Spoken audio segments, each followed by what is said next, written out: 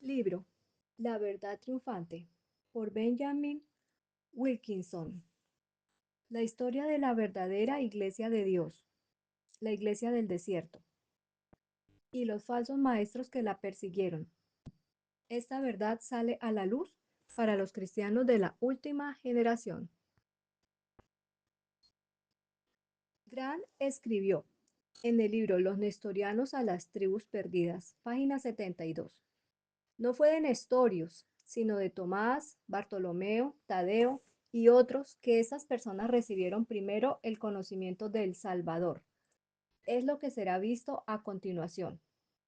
Y Wishart, en el libro 20 años en Persia, página 18, escribió: ellos eran un pueblo fuerte y próspero antes que los musulmanes conquistaran Asia, viviendo en las planicies de Asiria, sosteniendo escuelas y colegios, cuyos estudiantes llegaron hasta China y en toda India. Probablemente recibieron el primer mensaje que el Mesías había venido. Timoteo de Bagdad es un extraordinario líder de la Iglesia del Este, en conexión con su gran expansión por toda Asia. Él pertenece al periodo donde los musulmanes dominaron no solo en Persia, sino que también al cercano Oriente, después de haber derrocado el dominio zoroastriano. Él es el representante de una línea de patriarcas que guiaron a la iglesia a través de siglos del poder musulmán. Del tiempo de Timoteo, y aún un poco antes, la iglesia del Este tomó su lugar en el Evangelio y en la historia profética, cuando fue conducida al desierto. Esto no se debe a los gobernantes árabes que persiguieran a los cristianos, sino fue debido a la actitud de la iglesia papal en el occidente. Cuando el poder musulmán golpeó a los reyes mitraístas de Persia, los musulmanes no eran aún lo suficientemente fuertes para oponerse completamente a otras religiones. De manera general, el mismo Mahoma sentía un afecto hacia el cristianismo del Este, especialmente hacia los creyentes más simples en Jesús, como los cristianos asirios. Cuando el victorioso general musulmán conquistó el zoroastrianismo persa, la Iglesia del Este estaba en las manos de una sabia y capaz cabeza, la cual les aseguró a los cristianos una serie de privilegios. Y Choyab, algunas veces llamado entre paréntesis Jesús Jabús, mientras los católicos, que también eran llamados los cristianos del Este, tenían éxito en obtener una promesa garantizando una protección y libertad de adoración bajo condición que los cristianos pagaran ciertos tributos. Acerca de esto, el señor E. A. Wallis Budge escribe: el patriarca Ishoyab II, el cual gobernó del año 628 al 644 después de Cristo, viendo que la caída del imperio persa era inminente, llegó a un acuerdo con Mahoma o Abu Bakr. El patriarca estipuló que los cristianos debían de ser protegidos de los ataques de sus enemigos, que los árabes no deberían de conducirlos a la guerra con ellos, que no deberían de obligarlos a cambiar sus costumbres y leyes, que debieran de ayudarlos a recuperar sus antiguas iglesias, que el impuesto sobre los pobres no debiera de exceder 4 susos por hombre, que una mujer sierva cristiana no debiera de ser obligada a cambiar su fe ni negligenciar el ayuno y la oración. Esta inmunidad extendida por Abu Bakr no solo fueron confirmadas por sus sucesores, Omar, sino que aún los impuestos fueron retirados. Permaneció para el renombrado guerrero Caleb confirmar y extender los altos derechos y privilegios que le fueron permitidos a la Iglesia. Los árabes, al igual que los persas, fueron muy parciales con los cristianos asirios, debido a que los encontraron necesario en los primeros días de su poder inclinarse hacia las espléndidas escuelas de estas iglesias, las cuales habían desarrollado. La medicina hizo grandes progresos en las manos de la Iglesia del Este. Cita tomada de Schoff, Historia de la Iglesia Cristiana, volumen 3, páginas 731 y 732. La corte árabe y sus extendidas administraciones emplearon a sus miembros como secretarios y representantes imperiales. Las duras leyes de Justiniano, emperador romano en Occidente, contra los líderes en Asia Menor y Persia, afligieron a la Iglesia del Este. Él destruyó cualquier posibilidad de reconciliación con la Iglesia asiria, cuando él hizo la condenación imperial de los tres líderes de la Iglesia, normalmente llamados los tres capítulos. Por este decreto, él amargamente alienó a los millones de creyentes en Asia, sin ganar a los descontentos. Nunca más habría un movimiento general entre los cristianos de Asia hacia la religión de Roma. El año del decreto fue el 553 después de Cristo. Subtítulo: Los católicos se mueven a la nueva capital del Imperio musulmán. Entre paréntesis, entiéndase que los católicos se refieren en este caso a los cristianos del este. Los musulmanes usaron el conquistado imperio persa como una punta de lanza para obtener mayores y más rápidas conquistas. Ellos se concentraron con ojos codiciosos sobre los ricos y sobre los reinos con cultura de Asia Central. Es difícil para los viajeros de hoy, que contemplan los grandes arenales de Palestina, visualizarlos una vez en los poderosos reinos de Israel y de Judá, que ocuparon estos páramos, con arremolinados avances con esos jardines del Edén.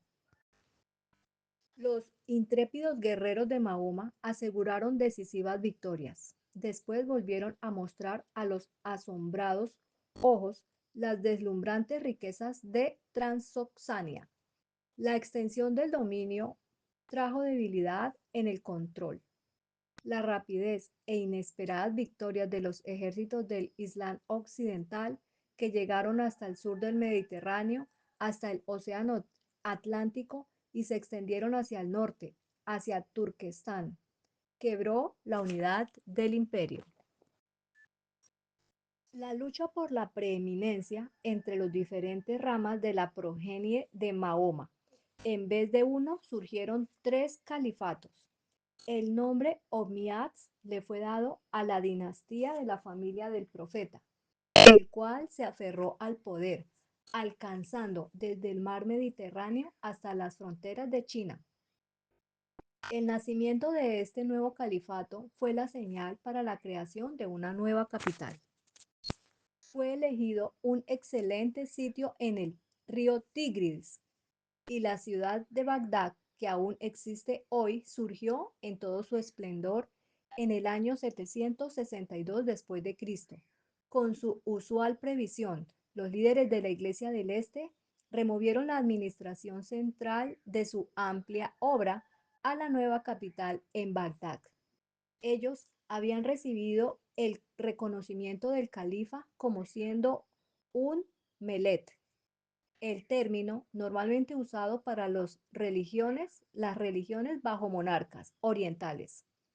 Abraham Yohanan escribe que una historia árabe de la India registra en el año 1000 después de Cristo que el grueso de la población en Siria, Irak y Khurasán eran cristianos. Cita tomada de el libro La muerte de una nación, página 102, por Yohanan. Él declara además que los cristianos de Asiria tenían altos puestos bajo los califas. El historiador Arminius Bamberi observa que cerca del año 1000 después de Cristo, la Iglesia del Este había hecho grandes progresos en Asia Central, que los historiadores musulmanes estaban dispuestos a aceptar. Subtítulo: El catolicado de Timoteo. Timoteo Del año 780 al 824 después de Cristo, fue elegido como católico, término usado para el gobierno de los líderes de la Iglesia del Este, en un tiempo cuando Carlomagno estaba blandiendo su pesada espada para hacer avanzar los intereses del papado en Europa. Su elección ocurrió 12 años antes de la fundación de Kioto, la más famosa de las ciudades antiguas de Japón. Fue durante los primeros años de su catolicado que Japón envió a Kobo Daishi, del cual hablaremos después, para que visitara China y que consiguiera una reconciliación en Japón entre el budismo y la antigua religión del reino Mikado llamado Shintoísmo. En los días de Timoteo había una costumbre de preguntar en las mentes de los hombres al este y al noreste de Asia. La literatura y el estudio estaban en las manos de la Iglesia del Este. Prácticamente todos los asuntos ofrecidos en instituciones similares de hoy eran enseñados en sus colegios. Tomado del libro Historia General de la Religión Cristiana y de la Iglesia, página 183, por Neander. Algunas de las líneas de instrucciones dadas eran ciencia, filosofía, materia médica, medicina, astronomía, la ley, la Biblia, teología, geometría, música, aritmética, dialéctica, gramática, retórica, literatura griega y griego, sirio y egipcio. Claudio Buchanan escribe: ellos habían preservado los manuscritos de las Santas Escrituras incorruptos durante mucho tiempo y los habían colocado en nuestras propias manos, debido a su larga y enérgica defensa de la doctrina pura para el error anticristiano. Ellos se han adjudicado la gratitud y los agradecimientos del resto del mundo cristiano. Timoteo captó la situación rápidamente. Este intrépido obrero estaba siempre ocupado recibiendo informes de tierras distantes y al mismo tiempo estimulaba centros de entrenamiento para graduar más y más misioneros. Él observaba la pureza de la doctrina. Estaba continuamente consagrado a jóvenes devotos que tenían el espíritu de sacrificio misionero, que llevarían misericordia a los corazones crueles, que colocarían cultura en las personas repulsivas y que reunirían a las tribus galopantes del desierto alrededor de ellos para estudiar los mensajes de la sagrada palabra. Timoteo debe de haberse emocionado con las noticias de la China, aun cuando estuviesen atrasadas debido a las inmensas distancias que en los días de los católicos cristianos del Este fue erigido un monumento de piedra con la imperial cooperación en Chang'an, la capital de la nación, para los triunfos del cristianismo entre la raza amarilla. Además, China era entonces un gran imperio en el mundo y su centro imperial era la ciudad más emocionante del globo. Nota del autor. Entre todos los monumentos que aún existen para revivir los gloriosos siglos de la Iglesia del Este, esta piedra fue el privilegio de que el escritor la estudiara y la fotografiara y atrae la mayor atención. Hay un registro de la carta que Timoteo escribió exaltando las noticias de la conversión de un rey de los turcos. Él declara que ese pueblo se había vuelto de la idolatría y se habían hecho cristianos, y había pedido que un metropolitano fuese consagrado y enviado para guiar a su nación a la nueva fe. Su exigencia por un metropolitano indicaría la existencia de muchos líderes del clero provincial entre los turcos. El pedido, declara Timoteo, ya había sido garantizado. Tal como dice la carta, en estos días el Espíritu Santo ha ungido a un metropolitano para los turcos y estamos preparando para consagrar a otro para los tibetanos. Escrito por Mingama. La diseminación temprana del cristianismo. Boletín de la librería de John Ryland, página 306. Esta provisión para el Tíbet retrata el éxito alcanzado por la Iglesia del Este en esa nación.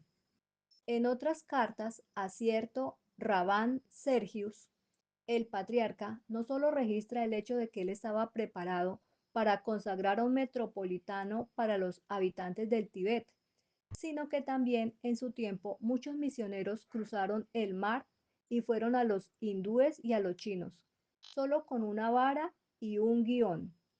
En una de sus epístolas, él le notifica a sus correspondientes la muerte del metropolitano de China. Así, mientras Carlomagno, con la fuerza de su espada, estaba destruyendo los bellos centros del cristianismo celta en el noreste de Europa, y mientras los agentes de Roma estaban trabajando para resistir la marcha de los cristianos escoceses e irlandeses en Inglaterra, la iglesia del desierto en el este fue consagrado por los metropolitanos para supervisar a los líderes espirituales en el Tíbet, China, India y entre las naciones de los turcos. Tomás de Marga, escribiendo concerniente a las infatigables labores de Timoteo, nos cuenta de la elección de 80 misioneros enviados a convertir a los impíos del lejano oriente. Estaban los obispos que predicaron las enseñanzas de Cristo en aquellos países de los dailamitas y gilanianos y el resto de los pueblos salvajes más allá de ellos, y plantaron en ellos la luz de la verdad del Evangelio de nuestro Señor. Ellos evangelizaron y los bautizaron, hicieron milagros y mostraron prodigios, y las noticias de sus hazañas llegaron a los puntos más lejanos del este. Usted puede aprender todo esto claramente de la carta que unos mercaderes y secretarios de los reyes que habían penetrado allí con el intuito de hacer comercio y de asuntos del Estado, que le escribieron al patriarca Mar Timoteo. En otro lugar, el mismo historiador relata que cerca de este tiempo, Chubalicho fue ordenado por Timoteo para evangelizar a los pueblos primitivos que habitaban el país más allá de Asia Central. El patriarca declaró que el nuevo ordenado para esta tarea era adecuado para ella, porque estaba versado no solo en sirio, sino que también en el árabe y en el persa. En esta carta se debe observar que la Iglesia del Este no solo trajo a los impíos a su fe, sino que también llevó a cabo una difícil tarea para convertir a los herejes como los marcionistas y maniqueístas.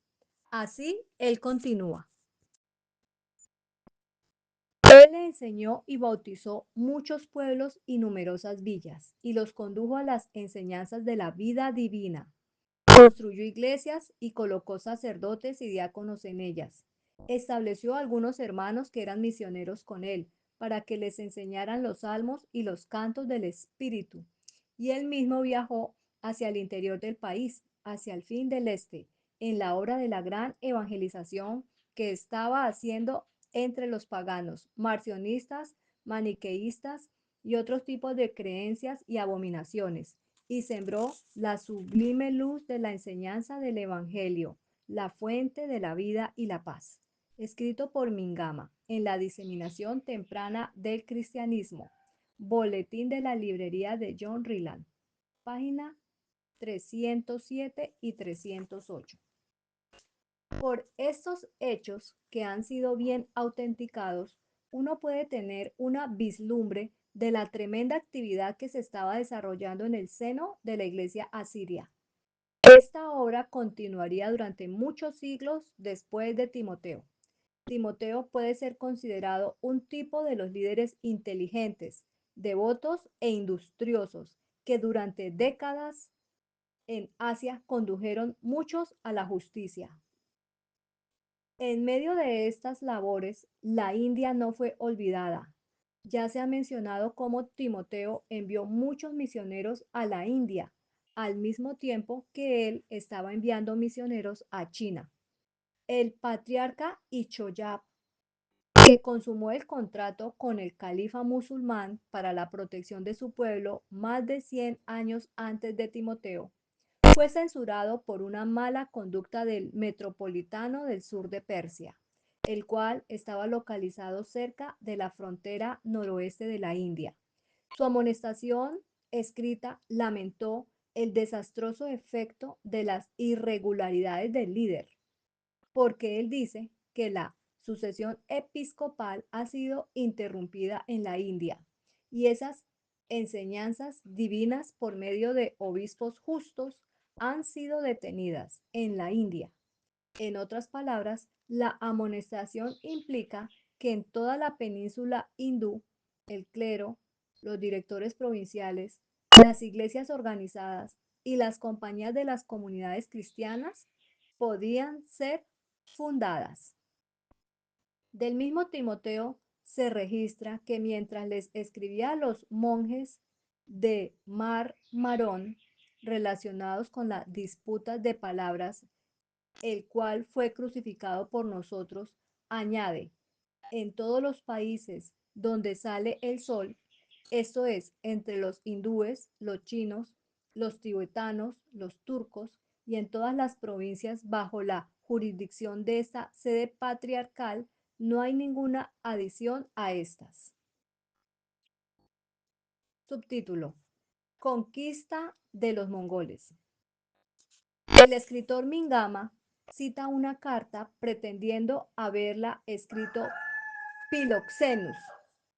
Él era un famoso escritor de la pequeña iglesia del este monofisita. El documento consta de dos partes. La segunda parte, que evidentemente es la obra de un escritor posterior, presenta la introducción del cristianismo entre los turcos, el alcance y el análisis de su tratamiento que lidia con las naciones de la lejana Asia y también la frescura de sus descripciones arroja inusual luz en la región que es poco conocida. Presenta a los turcos como habitando en tiendas y no teniendo pueblos, villas o casas. Bien organizados, ellos vivían como los hijos de Israel lo hicieron durante 40 años al vagar por el desierto. Estos turcos y sus premisas bien guardadas, mientras que las personas en sí mismas eran limpias y pulcras en sus hábitos. Ellos aceptaron tanto el Antiguo como el Nuevo Testamento en siriaco, aun cuando evidencias indican que ellos tenían las escrituras en su propia lengua. Cuando los escritos divinos eran usados en servicios públicos, eran traducidos por pastores oficiantes a la lengua vernacular para que el pueblo pudiera entender lo que era leído. Es una declaración muy iluminadora concerniente a estos turcos, que eran gobernados por cuatro grandes y poderosos reyes, los cuales evidentemente vivían a una buena distancia el uno del otro. La carta aplica el nombre de Tartar a todas las divisiones y designaba a su país como Escricón. Este es el nombre, tal como lo señala el escritor Mingama, que le fue dado a China en los días de Cristo. Cada uno de estos reyes gobernó sobre 400.000 familias que aceptaron y obedecieron las enseñanzas y el Evangelio de Cristo. Si cada familia estaba compuesta en un promedio de 5 personas, eso significaría que los cuatro reinos tenían una población de cerca de 8 millones de personas y todos eran cristianos. De las 27 grandes divisiones de la administración de la Iglesia que cubría el Oriente, las comunicaciones eran enviadas no solo de los desarrollados de las nuevas religiones, sino que también eventos de importancia internacional. Así, en el año 1009 después de Cristo, Abdicho, metropolitano de Mer, el director de la iglesia de la poderosa provincia de Khurasán, al noroeste de Persia, le escribió al patriarca Juan, informándole que 200 turcos y mongoles habían abrazado el cristianismo. Él señaló que la conversión ocurrió porque el rey de los queraitas, cuyo pueblo se diseminó sobre la región alrededor del lago Baikal, Siberia, había sido encontrado vagando en una alta montaña donde él fue alcanzado por una violenta tormenta de nieve. En su desesperación se consideró perdido y soñó o pensó que vio a una gigante apareciéndosele en visión diciéndole, si aceptas a Cristo, te voy a conducir en forma segura. Habiendo prometido ser un cristiano y habiendo retornado en forma segura a su reino, vio a mercaderes cristianos que estaban viajando entre sus tribus y aprendió de ellos el camino de la salvación. Se debiera mencionar aquí que el nombre de Preste Juan, cuyas historias agitaron a Europa medieval, los informes vinieron del oeste de un poderoso rey cristiano que en las profundidades de Sitia gobernó sobre un poderoso pueblo. Él es conocido por varios nombres: Preste Juan, Presbítero Juan y Sacerdote Juan. Algunos piensan que era el rey de los queraitas y otros creen que era un gran rey, el yerno del poderoso rey Karakitai. El cuadro de estas naciones, con sus temerosos reyes, todos o casi todos, fueron conducidos a Cristo.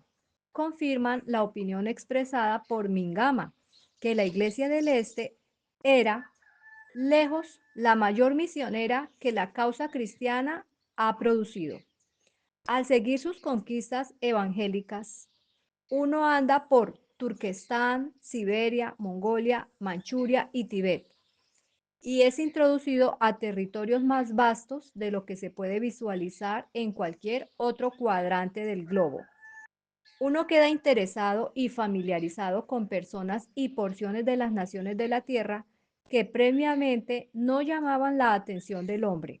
Verdaderamente, la iglesia en el desierto era una maravillosa iglesia misionera. Subtítulo: Conquistas de Genghis Khan.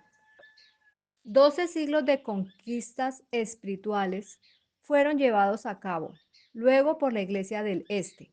La fiera energía de los innumerables tribus de Mongolia y Siberia, agitadas por las nuevas ideas escuchadas de los labios de los misioneros, se estaba mostrando a sí mismo como una amenaza mundial. Esas hordas necesitaban solo un líder que poseyera un calibre como el de Julio César para ir adelante en conquistas nunca antes vistas, hasta que Alemania, Francia e Inglaterra temblaron delante del próximo acontecimiento. Al comienzo del siglo XIII apareció ese líder. Su nombre era Genghis, un jefe de los mongoles. Después de sus primeras victorias rodeando tribus en Siberia, tomó el título de Khan o rey, como Genghis Khan, y así conquistó toda Asia. Él y su hijo, Ogotai, devastaron el imperio de Europa del Este, y el Papa se alarmó con los informes de estas noticias y quiso utilizar la influencia de la Iglesia del Este para salvar las naciones católicas en el oeste. Es una historia de gran importancia. El nombre mongol, usado durante 2 siglos después de Genghis Khan, fue el terror de Asia Central, pero el origen de la tribu está en la oscuridad. Numéricamente no era mayor que los reinos tártaros. Genghis vino de un padre y una madre guerreras, pero quedó sin padre cuando tenía solo 13 años de edad. Su madre asumió resueltamente los reinos y reobtuvo la supremacía sobre la mitad de los jefes rebeldes. Después, Genghis trajo a todos los rebeldes de vuelta a su sujeción y comenzó exitosas conquistas en los reinos cercanos de los queraitas, merquitas, uigurs y naimanos. Las inmensas victorias ganadas por Genghis en China fueron el resultado de la estrategia y de la destreza. Él poseía una tremenda habilidad para coordinar cuerpos masivos de tropas diseminadas sobre grandes áreas, apuntando a puntos separados de conquista. Fue tolerante con la religión. Trató a los cristianos, a los budistas, a los musulmanes y a otras creencias con imparcialidad. Algunas autoridades dicen que él los mató a todos, si es que estaban en su camino de conquistas o si estaban en las ciudades a punto de ser destruidas. Abul Farak escribe de él que mandaba a los escribas de los uigurs y estos le enseñaban a los niños de los tártaros sus libros. Escrito por Abu Farak en el libro Cronografía, volumen 1, página 354. Él era un legislador de primer orden, creando para el pueblo sobre el cual gobernaba un código de regulación que posteriormente los conquistadores estaban contentos de adoptar. Fortalecidos por sus victorias en Siberia, Mongolia y China, él volvió su atención de nuevos éxitos a Asia Occidental y a Europa Oriental. De la ruina obtenida por Genghis Khan, el escritor Arminius Bamberi escribe: aun cuando tenía casi 70 años, Genghis tomó una vez más el campo contra Tangut, el cual se le había rebelado, pero murió durante esa campaña en el año 1226 después de Cristo, dejando tras sí trazos en toda Asia del fuego y de la espada, con las cuales su amor a la guerra había devastado todo el continente, pero en ninguna parte fue tan profundamente marcado como en Transoxania, donde la civilización de siglos había sido destruida y el pueblo se hundió en un profundo barbarismo, en el cual los recuerdos de su anterior grandeza y de su futuro fueron igualmente tragados. Ninguna parte de Asia sufrió tan severas incursiones de las hordas de los mongoles como los países que bordeaban el Oxus y el Yapsartes. No es de admirar que dentro de apenas 5 cortos años, los grandes caminos de Asia Central, a través de los cuales los productos de China e India eran conducidos a Asia Occidental y a Europa, estaban desiertos, que los oasis bien conocidos por su fertilidad estaban estériles y negligenciados, o finalmente, que en el comercio de armas y de joyas, de sedas y de esmaltes, tan celebrados en el Islam, decayó para siempre. Los pueblos estaban en ruinas. Los campesinos o fueron muertos o fueron obligatoriamente alistados en el ejército mongol. Y los artesanos fueron enviados por miles al lejano oriente para adornar y embellecer el hogar del conquistador. Bokhara y Samarcand nunca consiguieron obtener de nuevo su antigua actividad mental y sus labores intelectuales fueron desde entonces totalmente devotadas a la casuística, al misticismo y a la falsa religión. Escrito por Bamberi, Historia del Bokhara, páginas 137 y 138. En el tiempo en que Rusia era conquistada, consistía de muchos estados pequeños independientes constantemente en guerra los unos con los otros y nominalmente bajo la soberanía común de un gran príncipe o zar. Todas las ciudades saqueadas por los ejércitos de Genghis estaban tan completamente arrasadas de la vista del hombre que el jefe mongol pudo decir, como se le dijo muchas veces a su caído enemigo, que él era el azote de Dios. Así, mientras sus ejércitos estaban subyugando al imperio chino del norte, en el este y otros ejércitos de los mongoles estaban conquistando la parte noroeste de la India. Genghis Khan estaba conquistando una parte de Rusia y atacando la parte superior del Volga. La muerte lo sorprendió mientras estaba en esta guerra. Él no fue un perseguidor del cristianismo. Se dice que una de sus esposas era queraíta de nacimiento y un pariente cercano de Preste Juan y que era cristiana. Él legó su vasto imperio que iba desde China hasta Hungría y Polonia a sus 3 hijos. Uno de los 3, Ogotai, fue elegido como el rey de los reyes para suceder a su padre. Subtítulo: Kuyuk no destruye a Europa. Fueron las terribles guerras de Ogotai las que trajeron a las naciones de Europa la amenaza de sujeción a los mongoles.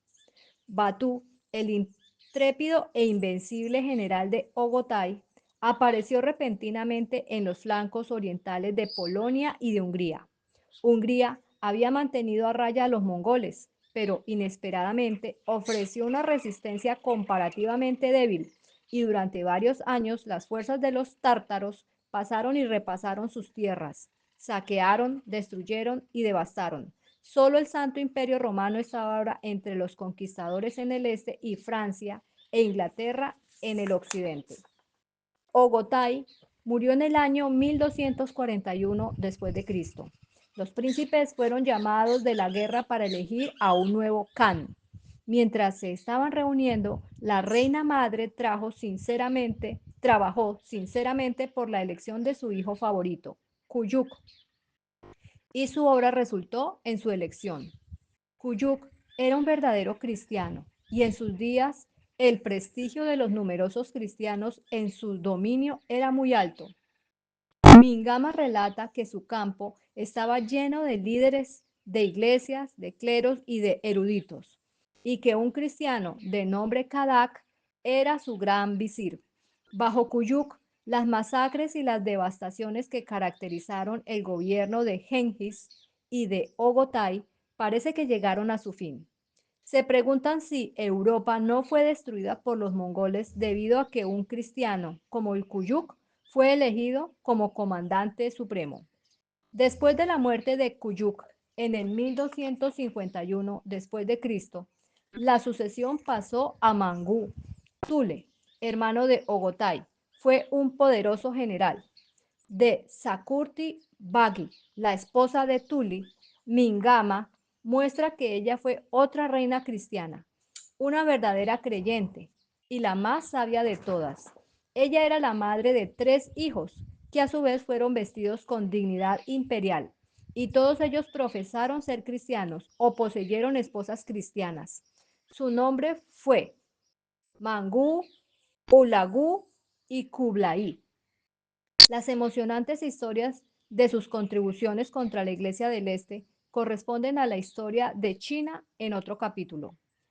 Cuando la espada de la destrucción estuvo sobre Alemania, Italia, Francia e Inglaterra, con la amenazante actitud de los hábiles generales de Ogotai, el Papa decidió enviar un mensaje al incansable Batú, líder de los ejércitos tártaros. El fraile Juan de Plano Carpiani fue elegido para esta tarea. Él viajó a los bancos de Dnieper, donde las legiones tártaras estaban acampadas, encontrando muchas dificultades en el camino. Al recibir escasa atención, se dirigió al Volga, a los cuarteles generales de Batú. Pero Batú no estaba dispuesto a manejar la proposición y el fuerte fraile tuvo que proseguir a marcha forzada al campo central más hacia el este. Él llegó después de la muerte de Ogotai y antes de la elección del nuevo emperador. Algunos años después del viaje del fraile Juan, el rey Luis IX de Francia comisionó al fraile William de Rubruck para que fuera al campo central de los mongoles, esperando que pudiera convertir al emperador a la fe romana. El fraile William informó muchas cosas acerca de los cristianos asirios. Lo que nos interesa más es lo que el fraile William de Rubruck dijo de los cristianos asirios, llamados por él nestorianos, con quienes se encontraron en sus visitas a esos reinos. Los halló en casi todos los países que recorrió y cruzó, y él encontró en ellos en el país de Karakata, donde observó que el pueblo turco llamado Maimán tenía un rey nestoriano. Escrito en el libro Rock Hill, el viaje de William de Rubruck, páginas 109 y 110. Los nestorianos, dijo él, están en aquellas partes habitadas por los turcos. Ellos condujeron sus servicios en este último lenguaje y escribieron libros en su alfabeto. En todos sus pueblos se encontró una mezcla de nestorianos. Él relata que en 15 ciudades de Catay había nestorianos que poseían una sede episcopal. El gran secretario del emperador Mangú, de nombre Bulgai, era un nestoriano, cuyo consejo era seguido por casi todos y el cual era un intérprete imperial. Subtítulo: Las doctrinas de los cristianos mongoles. El largo y predominante favor con lo que los gobernantes mongoles trataron a la Iglesia del Este indica que las doctrinas de los mongoles cristianos eran aquellas de las iglesias asirias. Esto puede parecer más el caso cuando son consideradas las últimas historias de este extraordinario pueblo. El comienzo de su poder, sin embargo, está relacionado con el significativo hecho del cual podamos sacar conclusiones con respecto al tipo de cristianismo que ellos sintieron durante los primeros años de su dominio. Consideremos nuevamente a ese personaje celebrado, Preste Juan. El nombre Preste Juan está relacionado con una gran revolución que sucedió en la Asiria tártara cerca del año 1000. Muchos escritores sinceros, que son dignos de crédito, relatan que un rey de los queraitas se habían convertido a Cristo. Él tomó el nombre de Juan y con él miles de su pueblo. Fue bautizado por la Iglesia del Este. Su imperio creció. Cada gobernante sucesivo también se llamó Juan. Después de casi 2 siglos, Genghis Khan conquistó al último rey. Como el victorioso jefe mongol se casó con la hija del asesinado sacerdote rey, la doctrina de la Iglesia del Este surgió a una gran influencia entre los mongoles. Moshein dice que Europa fue profundamente agitada con el informe concerniente a la riqueza, fortaleza y felicidad de este reino cristiano. El rey de Portugal envió un embajador a Abisinia porque concluyó que las doctrinas del Preste Juan eran aquellas iguales de los abisinios. La legación descubrió muchas cosas en común entre los abisinios que eran análogas a aquellas informadas por Preste Juan. Subtítulo: La Iglesia del Este en su amplia extensión de misiones. La organización de los creyentes orientales es tan igualmente interesante como los conmovedores acontecimientos en los que trabajaron desde los días de Timoteo. La Iglesia había dividido a los creyentes de toda Asia de 26 a 30 grandes divisiones. Sobre cada una de ellas estaba el metropolitano u oficial presidente. De tiempo en tiempo, posible anualmente, estos cleros se reunían bajo su presidente subprovincial para informar la condición de los fieles en sus parroquias y para considerar los unos con los otros los problemas con los cuales eran enfrentados. Entonces, ocasionalmente había una gran convención bajo la conducción del metropolitano con delegados de diferentes provincias. Cuando las distancias eran muy grandes para comunicarse fácilmente con los católicos cristianos del este, de cabezas en Bagdad y el metropolitano emitían un informe, por lo menos una vez cada 6 años. Ya se han emitido una cuenta sobre la pureza y prácticas de la Iglesia del Este, la cual a menudo está errada, diciéndosele nestoriano en vez de nestorius. McClinton y Strong ven eso como los protestantes del cristianismo del Este. Los cristianos de San Tomás en el este de la India son una rama de los nestorianos. Ellos son nombrados después del apóstol Tomás, que se supone haber predicado el Evangelio en ese país. Ellos estaban totalmente separados de la Iglesia de Roma.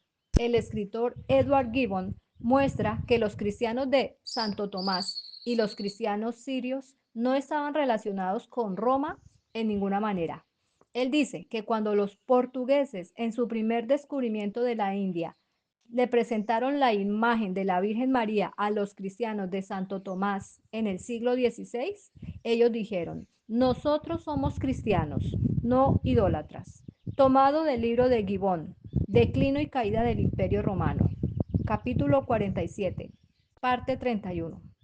He aquí una lista de las doctrinas de esa rama de los cristianos asirios en la India, que es llamados cristianos de Santo Tomás. Estos creyentes condenaban la supremacía del Papa, afirmaban que la Iglesia romana se había alejado de la fe, negaban la transubstanciación, condenaban la adoración de imágenes, no usaban aceites, negaban el purgatorio, no admitían la afinidad espiritual, no sabían nada de la confesión, nunca habían escuchado sobre la extrema unción, permitían que el clero se casara, negaban que el matrimonio y la consagración fuesen sacramentos, celebraban el pan leudado y consagrado con oración. El extraordinario hecho es que al enfrentar las titánicas dificultades, la Iglesia del Este fue capaz de mantener a lo largo de las edades una maravillosa unidad de creencias y de un sano vivir bíblico. En primer lugar, dice Eterich, hablando de una rama de la Iglesia del Este, la Iglesia nestoriana siempre ha acariciado una extraordinaria veneración por las Santas Escrituras. Su regla de fe ha sido y es la palabra escrita de Dios. Amplia y resistente fue la observancia del séptimo día sábado entre los creyentes de la Iglesia del Este y de los cristianos de Santo Tomás en la India, los cuales nunca estuvieron relacionados con Roma. También fue mantenido entre aquellos cuerpos que salieron de Roma después del concilio de Calcedonia, esto es, los abisinios, los jacobitas, los maronitas y los armenios. El número de los que santificaron el sábado, varios en esos cuerpos, pues algunos duraron más que otros. Notables historiadores escribieron sobre los nestorianos en Kurdistán. Dicen: los ayunos nestorianos son muy numerosos, siendo que la comida es prohibida en 152 días. Ellos no comen puerco y guardan tanto el sábado como el domingo. No creen en la confesión ni en el purgatorio y permiten que sus sacerdotes se casen. Escrito por Shaf Herzog, la nueva enciclopedia del conocimiento religioso, artículo nestorianos. La guarda del sábado entre los abisinios es especialmente digna de notar. De ellos el historiador Gibbon observa: rodeados por todos lados por los enemigos de sus religiones, los etíopes vivieron durante casi 1000 años olvidados del mundo. Cuando en el siglo XVI Europa nuevamente entró en contacto con los abisinios, el séptimo día fue encontrado como siendo el día de descanso semanal. El domingo era apenas un día de reunión.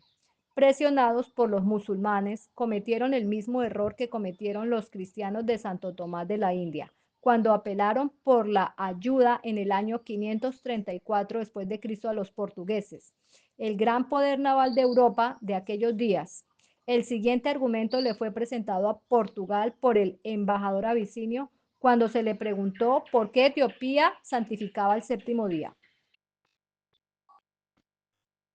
En el día sábado, debido a Dios, después de que Él terminó la creación del mundo, descansó en ese día, que Dios llamó el Santo de los Santos, aun cuando no lo celebraban con gran honor y devoción, porque parecía totalmente contrario a la voluntad de Dios, el cual haría con que el cielo y la tierra pasaran antes que su palabra, y que especialmente, ya que Cristo no vino para disolver la ley, sino que a cumplirla. No es, por lo tanto, una imitación de los judíos, sino que es una obediencia a Cristo y a sus santos apóstoles, que observamos ese día. Observamos el día del Señor según los otros cristianos, en memoria de la resurrección de Cristo. Escrito por Guedes, La historia de la iglesia en Etiopía, página 87 y 88. Cuando los portugueses hicieron un gesto de enviarles ayuda a los abisinios, varios jesuitas fueron incluidos en la misión y ellos comenzaron inmediatamente a ganar a la iglesia abisinia para el catolicismo romano. En el año 1604, ellos influenciaron al rey para que se sometiera al papado. Uno de sus primeros esfuerzos fue el de tener una proclamación emitida por el rey, prohibiéndoles a todos sus súbditos, bajo severas penalidades, seguir observando el séptimo día. Se siguió la guerra civil y los jesuitas fueron expulsados y sus leyes fueron eliminadas. Con respecto a los jacobitas, existe aquella declaración del bien conocido y estudioso Samuel Purchas, el cual, habiéndolos visitado al comienzo del siglo XVII, escribe: ellos guardaron el domingo como santo y no estimaban el ayuno del sábado, sino que en la víspera de la Pascua, ellos tenían un servicio solemne los sábados.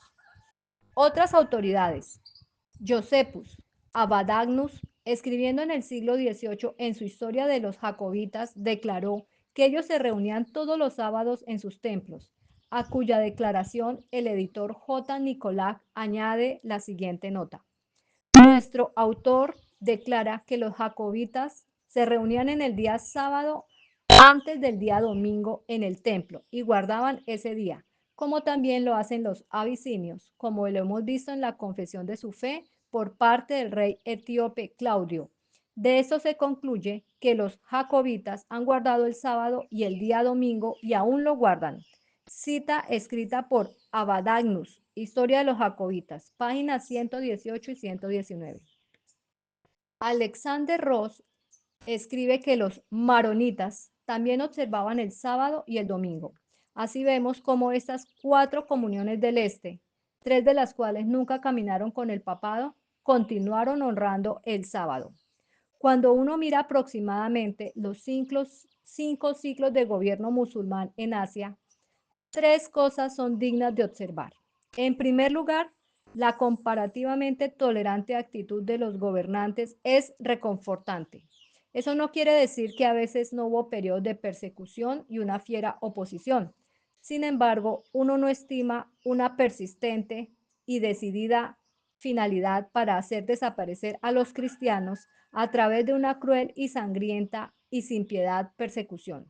El supremo motivo de los conquistadores musulmanes era el anhelo de poder, más que una pasión fanática por matar y arruinar otras creencias. Los líderes del Islam estaban tan continuamente ocupados con la guerra entre ellos mismos que nunca tuvieron tiempo ni el deseo de construir entre ellos mismos una organización del clero unida firmemente a una absoluta obediencia, tal como fue visto en la jerarquía papal. Las dinastías surgieron y cayeron, pero la Iglesia del Este creció y extendió sus misiones para todas las tierras de Asia. Segundo, uno se sorprende por el espléndido equilibrio de la organización que energizó a la Iglesia del Este. Al rechazar la poligamia de los musulmanes, no fueron distraídos por los asuntos domésticos. Esta misma iglesia se rehusó a enfatizar una vida sin casamiento para su clero. La regla que prevaleció en el budismo y en el romanismo occidental, el celibato. Como el matrimonio fue diseñado por Dios no solo para aumentar el amor, sino para purificar el amor, la iglesia del Este fue salvaguarda contra esta degradación de las normas, como fue visto entre los sacerdotes y las monjes budistas. Sus pensamientos siempre se volvieron hacia su hogar del sábado, más querido por ellos que cualquier palacio. En otras palabras, ellos obedecían las cuatro normas divinas que aparecen en el primer capítulo del Génesis. Esto es, primero, la adoración al Creador; segundo, la observación del sábado; tercero, la vida familiar; y cuarto, la dieta adecuada con la temperancia. Finalmente, los miembros de la Iglesia del Este no solo eran una iglesia de actividad evangélica, sino que un pueblo de sanas doctrinas. Es difícil decir qué es más peligroso: sanas doctrinas sin evangelismo o evangelismo sin sanas doctrinas. Lo primero conduce al enfriamiento de la religión. Lo segundo produce romance o cantar del pueblo en la predicación. Ambos extremos fueron evitados por la Iglesia del Este. Fue capaz de dar una razón de su fe y al mismo tiempo mostró una vida de celo misionero y de sacrificio que rara vez ha sido sobrepasada. Libro La verdad triunfante por Benjamin Wilkinson. Bendiciones.